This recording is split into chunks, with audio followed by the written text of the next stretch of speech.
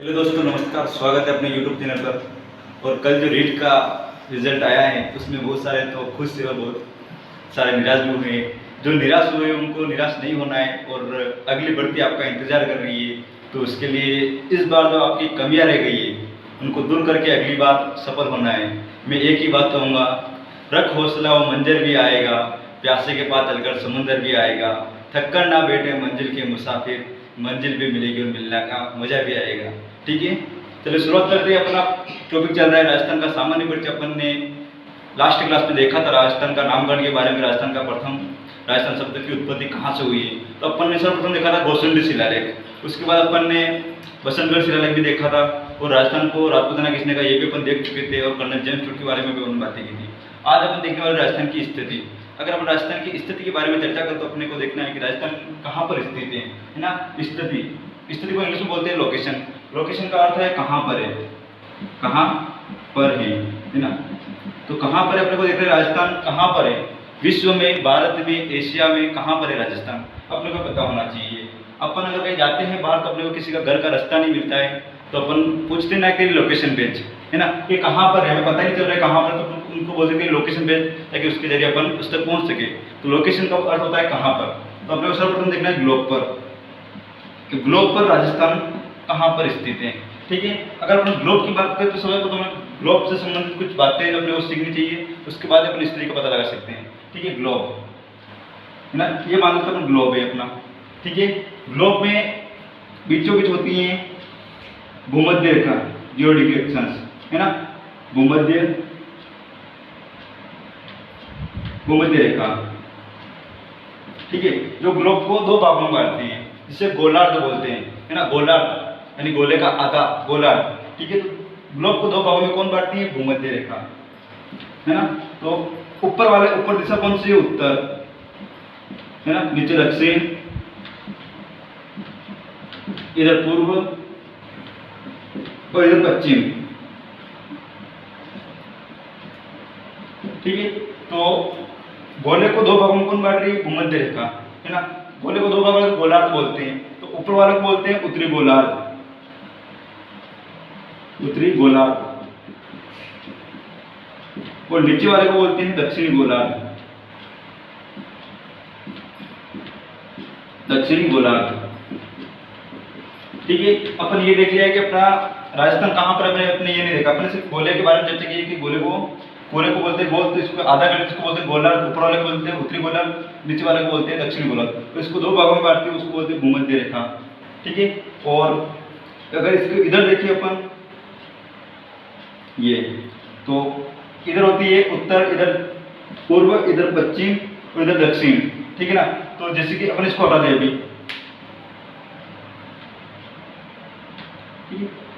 तो इस वाले भाग को बोलेंगे अपन पूर्वी गोलार्ध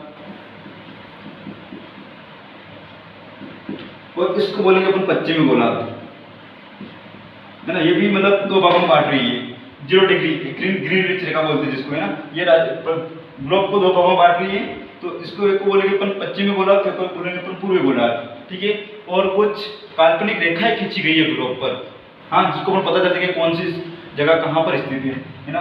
तो जो ग्लोब पर आड़ी रेखाएं होती हैं है ना, ये भूमध्य रेखा के सारे जो रेखाएं होती हैं उनको बोलते हैं अक्षांश रेखाएं। क्या बोलते हैं, अक्षांश रेखाएं। जो आड़ी होती है ग्लोब पे उनको बोलते हैं अक्षांश रेखाएं, अक्षांश रेखाएं। ठीक है, और जो रेखाएं ग्लोब पर खड़ी होती हैं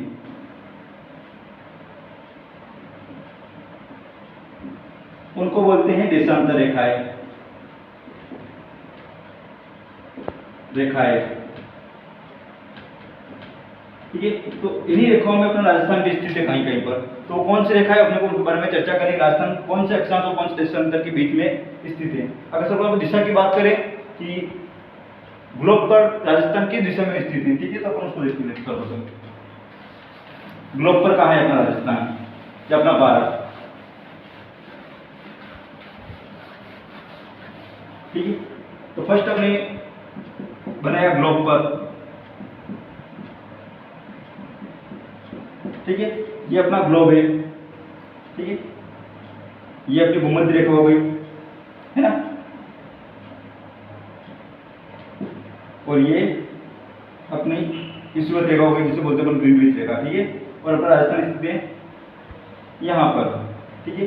ये होगी उत्तर, दक्षिण, पूर्व और पश्चिम। तो अपना राजस्थान इधर स्थित है। कहाँ पर स्थित है? इधर विश्व में। तो कहाँ पर बन रहा है? उत्तर पूर्व दिशा में। ग्लोब पर कहाँ बनेगा अपना? उत्तर पूर्व में, है ना। अगर अपन भारत में देखें, भारत में कहाँ पर है अपना राजस्थान? भारत में। तो अगर अपन भारत में चर्चा करें, भारत में अपना राजस्थान कहाँ पर है ना। तो भारत को ये बनाते अपन, वैसे बात को बनाना रहते, लेकिन जिसमें टूटा फूटा बन रहा है देख लेना है आपको।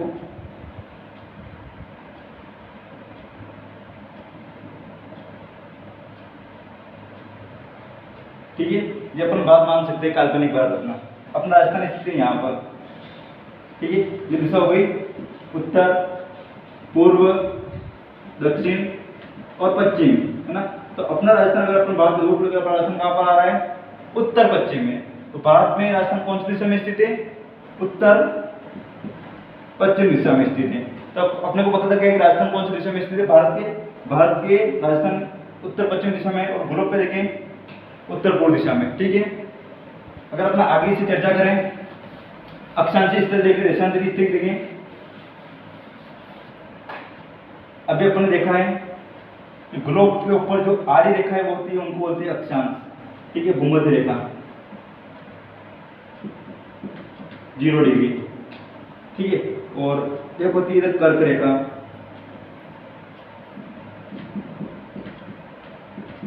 -23.5 डिग्री, ठीक है। तो अपना जो राजस्थान है, उत्तर, दक्षिण, पूर्व, पश्चिम, है ना। अपना जो राजस्थान है इन्हीं अक्षांशीय रेखाओं में कहीं पर स्थित है। अब वो कहाँ पर स्थित है ये देखना है अपने को कि वो कहाँ पर स्थित है, ठीक है। तो अपना राजस्थान है इधर, कहाँ पर स्थित है अपना राजस्थान? कर्क रेखा से थोड़ा ऊपर, ठीक है। अपना राजस्थान यहाँ पर स्थित है। तो एक रेखा तो इसको नीचे से इधर से काटती है, नीचे भाग पर, और एक रेखा ऐसी होगी जो इसको ऊपर वाले भाग पर यहाँ पर काट के जाएगी, ठीक है। उत्तरी बिंदु पर और दक्षिणी बिंदु पर राजस्थान काटेगी। तो इसकी जो उत्तरी बिंदु पर काटेगी वो रेखा कौन सी है, और दक्षिणी बिंदु पर काटेगी वो रेखा कौन सी है, अपने को पता होना चाहिए, ठीक है। और अपने सर्वप्रथम पूछ ले कि राजस्थान किस गोलार्ध में है। अगर गोलार्ध में पूछे तो कौन से गोलार्ध में है, वही अपना आंसर बन जाएगा। कौन सा? उत्तर पूर्वी गोलार्ध। क्या आंसर बनेगा अपना? अगर आपने गोलार्ध पूछे कौन से गोलार्ध में स्थित है, गोलार्ध, तो अपना आंसर बनेगा उत्तर पूर्वी गोलार्ध में। अगर अपन देखें अपने गोलार्ध किसे बोलते हैं, अपने देख लिया है। अगर उसके अनुसार अपन देखें, है ना, इधर ये ऊपर वाला होता है उत्तरी गोलार्ध, नीचे वाला होता है दक्षिणी गोलार्ध। तो अपना राजस्थान कहाँ पर स्थित है? ऊपर वाले गोलार्ध में, उत्तरी गोलार्ध, ठीक है। और ये गोलार्ध कौन सा होता है? पूर्वी गोलार्ध, है ना। तो ये तो होता है पश्चिम, पश्चिम में अपना राजस्थान है नहीं, अपने राजस्थान है पूर्वी गोलार्ध, तो ये अपना बन जाएगा उत्तर पूर्वी गोलार्ध। अभी की अक्षांशीय स्थिति देखिए अपन, अक्षांशीय स्थिति, है ना। अगर हम अक्षांशीय स्थिति के बारे में बात करें तो राजस्थान की अक्षांशीय स्थिति होती है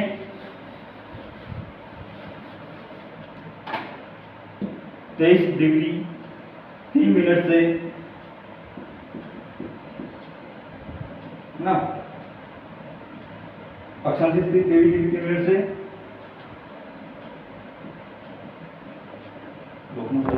अगर अपन राजस्थान की अक्षांशीय स्थिति देखें 23, 3, 30, 12, 30 डिग्री 12 मिनट, ठीक है। ये अपनी राजस्थान की अक्षांशीय स्थिति, यानी जो अपना राजस्थान है, ये अपना राजस्थान है चतुष्कोणीय पतंगाकार, ठीक है, ये, है ना। तो इसको जो नीचे वाली रेखा है और एक इधर से जुड़ी है, ठीक है। तो कौन सी है? 23, 3, 30, 12, ठीक है। और अपना राजस्थान कौन से अक्षांश में स्थित है? अगर अक्षांश से बात कर रहे हैं अपन, उत्तरी गोलार्ध में स्थित है, तो आएगा उत्तरी अक्षांश। क्या आएगा? उत्तरी अक्षांश, ठीक है। अगर अपन देशांतरी स्थिति के बारे में बात करें, है ना, देशांतर स्थिति, जिस प्रकार अपने अक्षांशीय स्थिति की उसी प्रकार अपने राजस्थान की देशांतरी स्थिति भी, यानी एक रेखा इसको यहाँ से भी काटती है और एक रेखा इससे तो इसको यहाँ से भी काटती है, ठीक है ना। देशांतर स्थिति रेखा,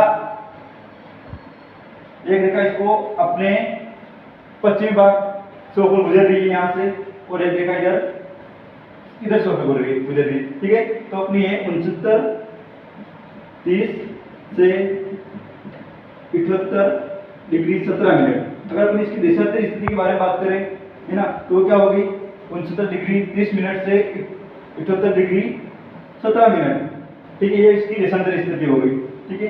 अब अपने पास एक प्रश्न बनता है यहाँ से जो कंफ्यूज करता है अपने को हर एग्जाम में। वो प्रश्न क्या बनता है, एक बार एग्जाम में पूछा गया है कि राजस्थान की अक्षांश स्थिति बताओ, ठीक है। क्या प्रश्न पूछा गया है, राजस्थान की अक्षांश स्थिति बताओ, है ना।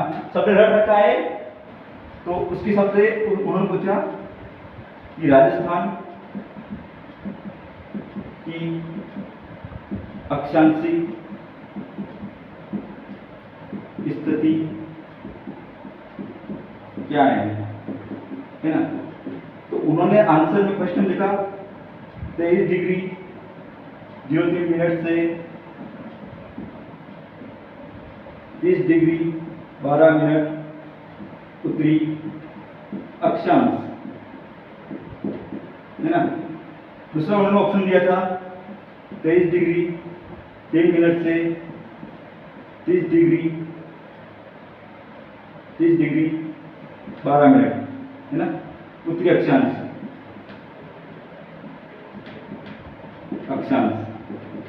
उन्होंने तीसरा ऑप्शन दिया था 23 डिग्री 3 मिनट से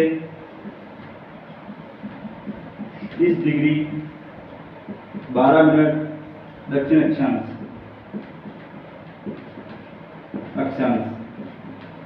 ठीक है। चौथा ऑप्शन दिया था उन्होंने ए व बी दोनों, है ना। ये एग्जाम में पूछा गया प्रश्न है। उन्होंने बच्चों को कंफ्यूज करने के लिए, विद्यार्थियों को कंफ्यूज करने के लिए प्रश्न पूछा था कि राजस्थान की अक्षांश स्थिति कितनी है। अपन ने रट रखा है 23 डिग्री 3 मिनट से 30 डिग्री 12 मिनट तक, ठीक है। अपन को बताया, लेकिन उन्होंने कंफ्यूज करने के लिए दोनों ने ऑप्शन दे दिए कि 23 डिग्री 3 मिनट से 30 डिग्री 12 मिनट उत्तरी अक्षांश, और 23 डिग्री 3 मिनट से 30 डिग्री 12 मिनट उत्तरी अक्षांश, और तीसरा ऑप्शन दिया था 23 डिग्री 3 मिनट से 30 डिग्री 12 मिनट दक्षिण अक्षांश, ठीक है। तो उन्होंने आंसर माना था इसका फोर्थ वाला। क्यों माना था, क्योंकि दोनों ही एक ही है। चाहे आप 0 लगाओ चाहे ना, तो 3 ही बोलेंगे इसको। तो आप 0 लगा के लिख रहे हो तो भी आपका यही आंसर बनेगा, और नहीं लगाए तो भी आपका 23 डिग्री 3 मिनट ही बनेगा। इसे कंफ्यूज करने के लिए ये पूछा गया था, ठीक है। तो इसका आंसर बनेगा ए और बी दोनों।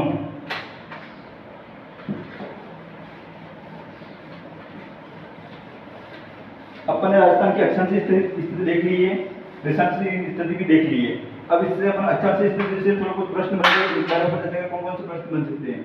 अक्षांश स्थिति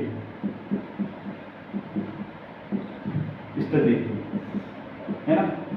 अक्षांश स्थिति क्या है, अपन अभी देखा है 23 डिग्री 3 मिनट से 30 डिग्री 12 मिनट, ठीक है, उत्तरी अक्षांश। ये अपने राजस्थान की अक्षांश स्थिति है। अब इनमें विस्तार कितना है, अगर विस्तार की चर्चा करें कि राजस्थान कितने अक्षांशों में फैला हुआ है, तो 7 डिग्री 9 मिनट, है ना। इसके विस्तार की वजह 7.9 आएगा, ठीक है। और नीचे प्रश्न बनने वाला है कि राजस्थान से कर्क रेखा कितने जिलों में गुजरती है, गुजरती है। अगर आपसे पूछ ले कि राजस्थान में कर्क रेखा जो 23 डिग्री है, वो राजस्थान में कौन कौन से जिलों से होकर गुजरती है, ठीक है, तो आपने बताना है। ऐसे राजस्थान के 2 जिले हैं, कौन कौन से, डूंगरपुर प्लस बांसवाड़ा, है ना। इन दोनों जिलों की वो सीमा बनाती है कर्क रेखा। और इसकी लंबाई कितनी है अपने राजस्थान में, लंबाई पूछिए, लंबाई तो इसकी लंबाई है 26 किलोमीटर। अगर राजस्थान में आपसे इसकी लंबाई पूछे कर्क रेखा की राजस्थान में कौन कौन से जिलों से गुजरती है, तो डूंगरपुर और बांसवाड़ा, और लंबाई कितनी है 26 किलोमीटर। अगर हम आगे चर्चा करें वो अक्षांश से कौन कौन से प्रश्न बन सकते हैं, अगर उनके बारे में चर्चा करें अपन, ठीक है, तो एक प्रश्न बन सकता है कि राजस्थान में सूर्य की सबसे लंबवत किरणें कहाँ गिरती है?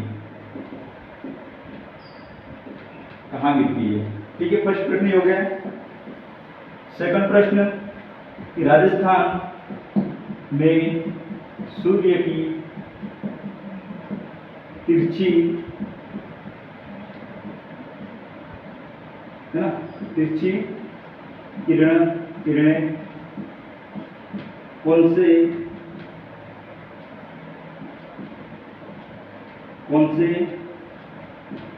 जिले में गिरती हैं? दो प्रश्न बन रहे अपने। राजस्थान से लंबवत यानी सीधे किरणें कौन से जिले में गिरती है और सबसे तिरछी कहां पर गिरती है, कौन से जिले में गिरती है? तो इसका आंसर बनेगा अपना बांसवाड़ा। क्या बनेगा? बांसवाड़ा। अब बांसवाड़ा क्यों बन रहा है? क्योंकि अपने अभी चर्चा की है कि राजस्थान से कर्क रेखा गुजरती है। सूर्य जब कर्क रेखा पर होता है तो लंबवत किरणें कहां पर गिरती हैं? बांसवाड़ा में। और सबसे तिरछी कहां पर गिरेगी? तो जितना कर्क रेखा से दूर जो क्षेत्र होगा वहां पर सबसे तिरछी गिरेगी। तो सबसे दूर कौन सा है? गंगानगर। गंगानगर, ठीक है। तो अगर आपसे पूछ ले कि राजस्थान में कौन से जिले में सूर्य की सबसे तिरछी किरणें गिरती हैं, तो वो तो हो जाएगा अपना गंगानगर। और सबसे लंबवत यानी सीधी कहां पर गिरती है? वो गिरती है बांसवाड़ा के अंदर। सबसे बड़ा दिन कब वहां होता है, सबसे छोटी रात कहां होती है, और रात दिन बराबर कब होता है? ठीक है, तो अपन ने भी देखा है कि जहाँ सूर्य से जब दूर होगा जो क्षेत्र, वहां पर दिन सबसे पहले अस्त भी होगा और उदय भी होगा। तो अपने देखिए राजस्थान में सबसे बड़ा दिन कब होता है? तो 21 जून को। कब होता है? 21 जून को, है ना। अगर 21 जून को बड़ा दिन है तो रात छोटी होगी। रात कैसी होगी? छोटी। अगर आपसे पूछ ले कि 21 जून को 12 घंटे का दिन है तो रात कितने घंटे की होगी? 12 घंटे की होगी, है ना। अगर आपसे पूछ ले कि 21 जून को दिन 13 घंटे का है तो रात कितने घंटे की होगी? तो रात 11 घंटे की होगी। अगर दिन बड़ा है तो रात छोटी होगी। और सबसे छोटा दिन कब होता है? 22 दिसंबर को। 22 दिसंबर को, है ना। क्यों होता है इसका कारण? क्योंकि अपना राजस्थान है वो सूर्य से बहुत दूर होता है ना। कब होती है अपनी छोटा दिन? 22 दिसंबर को। तो रात को कैसे होगी? रात बड़ी होगी। अगर दिन छोटा है तो रात बड़ी होगी। और दोनों बराबर कब होते हैं? एक तो होते हैं 21 मार्च को और एक होता है 23 सितंबर को, ठीक है। अगर आपसे पूछ ले कि 21 मार्च को दिन की अवधि 13 घंटे है तो रात की अवधि क्या होगी?